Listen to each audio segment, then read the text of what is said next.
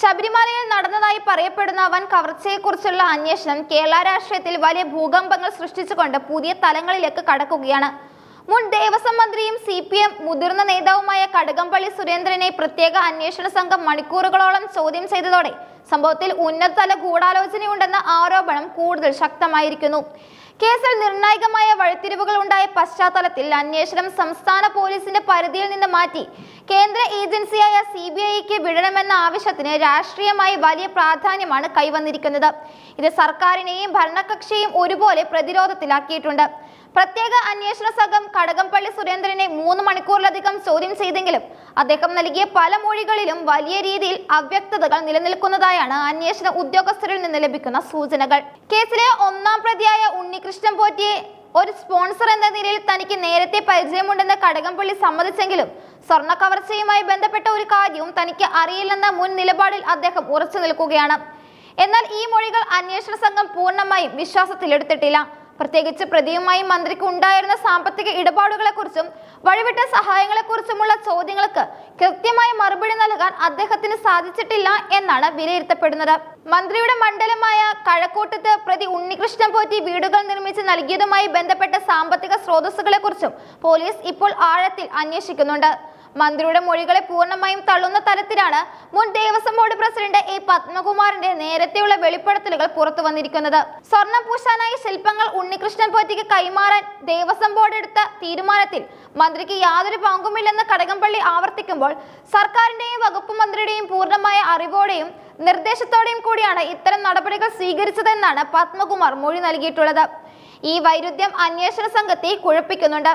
ഇതിൽ വ്യക്തത വരുത്തുന്നതിനായി പത്മകുമാറിനെയും ഉണ്ണികൃഷ്ണൻ പോറ്റിയെയും ജയിലിൽ വെച്ച് വീണ്ടും ചോദ്യം ചെയ്യാനാണ് SITയുടെ തീരുമാനം. കടകംപള്ളി സുരേന്ദ്രനെ വരും ദിവസങ്ങളിൽ വീണ്ടും വിളിപ്പിക്കേണ്ടി വരുമെന്നും അന്വേഷണ സംഘം വ്യക്തമാക്കുന്നു. അന്വേഷണം മുതിർന്ന നേതാക്കളിലേക്ക് നീളുന്നത് CPMനെ സംബന്ധിച്ചിടത്തോളം വലിയൊരു രാഷ്ട്രീയ വെല്ലുവിളിയാണ് ഉയർത്തുന്നത്. ശബരിമല വിഷയത്തിൽ തങ്ങൾക്ക് തെറ്റ് പറ്റിയിട്ടില്ലെന്ന് വിശദീകരിച്ചുകൊണ്ട് ജനങ്ങളിലേക്ക് ഇറങ്ങാൻ പാർട്ടി തീരുമാനിച്ച സമയത്ത് തന്നെ മന്ത്രിസ്ഥാനം വഹിച്ചിരുന്ന ഒരാൾക്ക് നേരെ അന്വേഷണം നീളുന്നത് തിരിച്ചടിയായിട്ടാണ് കണക്കാക്കപ്പെടുന്നത്. ഇതിനിടയിലാണ് ഈ കവർച്ചയിൽ അന്തർ സംസ്ഥാന ബന്ധങ്ങളുള്ള ഇറിഡിയം പുരാവസ്തു തട്ടിപ്പ് മാഫിയയുടെ സാന്നിധ്യം പോലീസ് തന്നെ സ്ഥിരീകരിച്ചിരിക്കുന്നത്.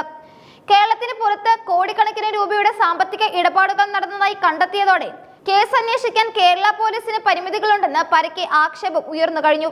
വിദേശ രാജ്യങ്ങളിലേക്കും ഇതര സംസ്ഥാനങ്ങളിലേക്കും നീളുന്ന സാമ്പത്തിക വിനിമയങ്ങൾ പുറത്തു കൊണ്ടുവരാൻ CBI അന്വേഷണം വേണമെന്ന പ്രതിപക്ഷത്തിന്റെ ആവശ്യം ഇപ്പോൾ കൂടുതൽ ജനശ്രദ്ധ നേടുകയാണ്.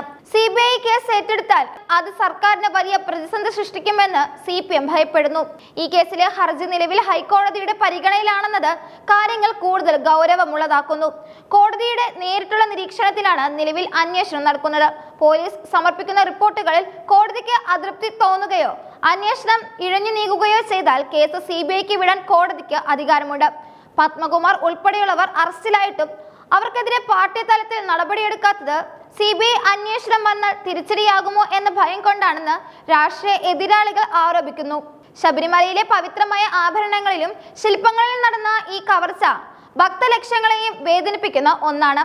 അന്വേഷണം വഴിമുട്ടി നിൽക്കുന്ന ഈ സാഹചര്യത്തിൽ കേന്ദ്ര ഏജൻസിയുടെ കടന്നുവരവ് അനിവാര്യമാണെന്ന വാദം ഭരണസ്ഥിര കേന്ദ്രങ്ങളെ ഭയപ്പെടുത്തുന്നുണ്ട്. വരും ദിവസങ്ങളിൽ കോടതിയുടെ നിലപാടും അന്വേഷണ സംഘത്തിന്റെ തുടരന്വേഷണവും കേരള രാഷ്ട്രീയത്തിലെ വലിയൊരു പതനത്തിനോ അല്ലെങ്കിൽ പുതിയൊരു വഴിത്തിരിവിനോ കാരണമായേക്കാം.